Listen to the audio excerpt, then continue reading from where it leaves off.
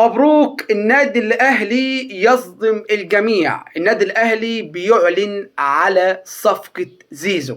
النادي الأهلي بينزل في بيان رسمي وفيديو حصري إعلان لأحمد مصطفى زيزو لاعب الزمالك اللي خلاص بقى السابق حاليا على ذمة النادي الأهلي.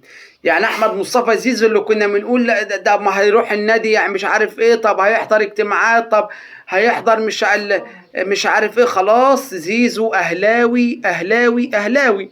وكمان لو حابب تتاكد انت مش هتستنى لما تتاكد، هو خلاص بقى اهلاوي رسمي. دخلت على جوجل اهلاوي في صفحه النادي الاهلي، زيزو اهلاوي. النادي الاهلي اعلن، بس النادي الاهلي عمل حاجه انا مش عجباني. انت بتعلن ليه بعد ما الاهلي خد بطوله كاس مصر؟ انت عاوز تنسيهم البطوله؟ يعني عاوز تقول لهم ان انا همسك الترند وانتوا همحيكم؟ حركة برضو مش كويسة. انت جاي في وقت يوم عيد وكمان بطولة، يعني الزمالك لسه واخد بطولة كاس مصر، انت بتمحي له كل اللي هو عمله باستيك، بتمحي له البطولة باستيك.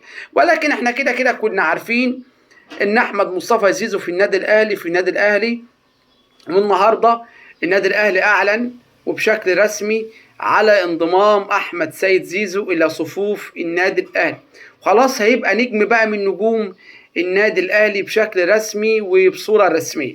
الاول كان الدنيا وحواراته مش عارف ايه، لا ده دلوقتي بقى بشكل رسمي وبقى بصوره رسميه احمد مصطفى زيزو اهلاوي.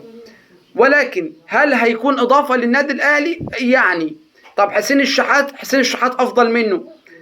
الميزه في زيزو ان هو نجم مشهور ساطع، بس في الاداء حسين الشحات افضل منه. والنادي الاهلي ما بيدورش على الاداء، بيدور على النجوم اللي هيدخل لي فلوس من الاعلانات، اللي هيدخل لي فلوس من الشهره. هو النادي الاهلي ما بيدورش غير على كده، وده حقيقه. الاهلي بيدور على الحاجه اللي فيها يعني فلوس، اللي فيها شهره، اللي فيها صيت.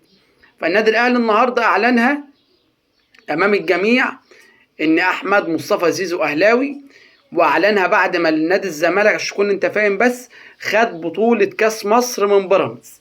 النادي الاهلي قال لك لا بقى، طالما يعني الموضوع كده يبقى احنا بقى ايه نعكنينها عليهم خالص وينسوا موضوع البطوله ده وينتبهوا لينا احنا للاعلان بتاعنا. هو اعلان يعني مش مفهوش غص قوي، عادي خالص، بس اللاعب باع نادي الزمالك وباع اصدقائه وباع الجماهير عشان خاطر ال 80 مليون جنيه.